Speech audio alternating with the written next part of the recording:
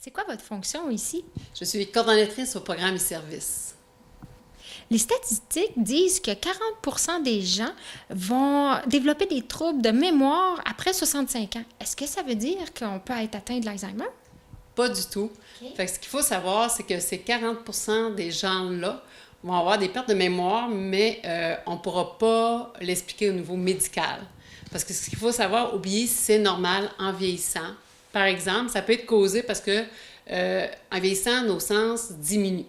Donc, comment je peux, mettons, me rappeler de quelque chose que j'ai moins bien entendu? J'ai été chez le docteur, puis là, il m'a dit des choses, là, j'ai pas mis mon appareil. Quand j'arrive chez nous, on me dit de quoi le docteur a parlé, je m'en souviens pas, ou plus ou moins, fait que c'est normal, j'ai mal compris. Puis aussi, il faut savoir aussi qu'on a aussi une moins bonne concentration. Fait que ça peut aussi nous amener des problèmes de mémoire. C'est quoi les signes précurseurs de la maladie? OK. Il y en a plusieurs. On peut parler des problèmes de mémoire à court terme. Donc, ce qu'il faut savoir avec la maladie d'Alzheimer, c'est qu'au début, moi, j'explique tout le temps ça de même, tu as la mémoire à court terme, mémoire à long terme. Donc, au début, c'est la mémoire à court terme qui s'efface.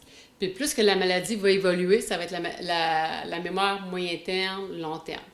Après ça, ce qu'on va parler comme signe précurseur, la personne peut avoir des difficultés de langage, des difficultés aussi, elle peut être désorientée dans le temps, dans l'espace.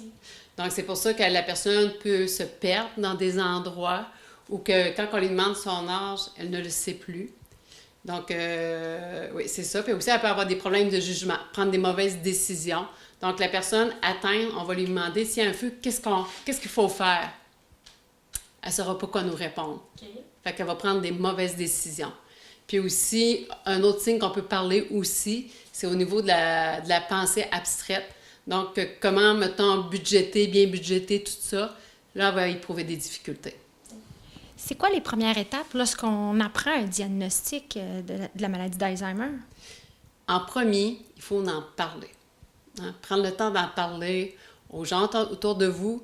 Puis aussi, vous pouvez appeler la Société Alzheimer. On peut vous accompagner dès le début. On peut vous aider à mettre des stratégies justement pour pallier à vos problèmes de mémoire. Donc, comment utiliser un calendrier.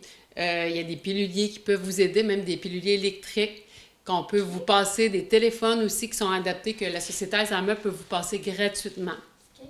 Après ça, ça va être important aussi de dire peut-être à votre famille, vous avez besoin d'aide, mais que votre famille aussi vient voir la Société Alzheimer pour connaître l'approche. Parce que ce qu'il faut faire au niveau de la maladie d'Alzheimer aussi, c'est éviter d'amener de l'anxiété chez la personne.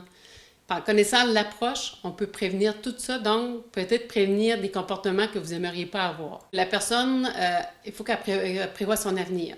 Donc, quand on a un diagnostic précoce, donc ça va être dire, préparer, j'ai-tu mon mandat de protection qui est-tu fait? Mon testament, comment que j'aimerais ça que ça se passe, moi, dans l'évolution de la maladie? Fait que tout ça, vous allez pouvoir en parler avec votre famille, puis peut-être aussi faire que ce soit plus facile. Bien justement, c'est quoi les services que vous pouvez offrir aux gens qui sont atteints de la maladie? OK. Bien, on a une belle bibliothèque ici, donc on a plein d'informations que vous pouvez prendre, qu'on peut vous donner. On peut vous rencontrer pour que vous puissiez nous parler de ce que vous vivez, mais aussi, comme je vous disais tantôt, pour établir des stratégies. On a du matériel de stimulation et du matériel pour la vie quotidienne, comme des téléphones, des manettes qui sont adaptées, qu'on passe gratuitement. Puis aussi, on a des activités de stimulation de groupe ici en bas. Il y a la musicothérapie qu'on appelle Music and Memory. Mm-hmm. Donc ça, c'est un programme, on utilise la musique pour calmer la personne. Okay. Puis pour les gens qui aimaient beaucoup la musique, bien, ça peut aider vraiment. Okay. Puis est-ce qu'il y a des moyens qu'on pourrait utiliser pour diminuer les risques de développer la maladie d'Alzheimer? Oui. Présentement, les chercheurs travaillent beaucoup là-dessus. Ce qu'on peut faire, si je pourrais, en tout cas, au niveau de la Société Alzheimer, on peut vous faire un atelier de 3 heures là-dessus, mais on n'embarquera pas là-dedans.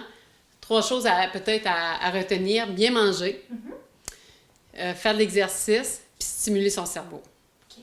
Donc, il faut toujours que vous sentez, quand on parle de stimulation cognitive, bien, que vous mettez votre cerveau au défi. Puis des petites choses faciles, ça peut être même quand je vais marcher, pas tout le temps prendre le même trajet. Prendre un autre trajet, ça peut être bon. Puis aussi apprendre une autre langue, voyager, c'est toutes des choses plaisantes, mais qui peuvent mettre notre cerveau au défi. La meilleure place pour vous contacter? Vous pouvez nous rejoindre à la Maison Mère au 418-534-1313 à Bonaventure. Bien, merci. Merci.